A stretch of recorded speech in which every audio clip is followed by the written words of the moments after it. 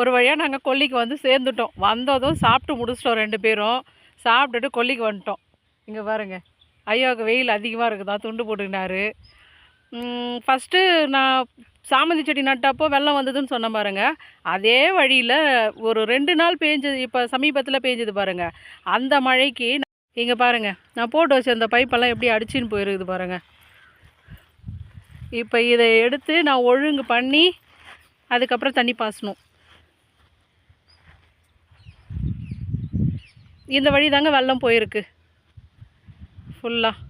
இப்போ இதை நான் சரி பண்ணிவிட்டு அதுக்கப்புறம் மோட்ரு போயிட்டு பைப்பை கட்டிட்டு தண்ணி அதுக்கப்புறம் தான் நான் தண்ணி பாய்ச்சணும். இப்போ நான் போயிட்டு இதெல்லாம் ரெடி பண்ணணுங்க.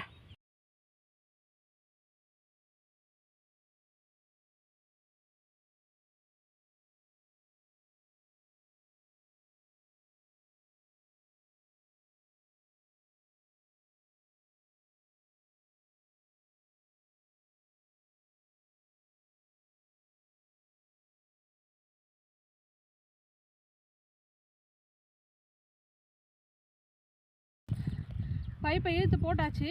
இப்போ போய் மோட்டரில் பைப்பை கட்டிட்டு வரலாங்க. இதை இழுத்து போட்டு தான் எனக்கு மூச்சு வாங்குது. வாங்க இப்போ போகலாம் மோட்டராண்ட.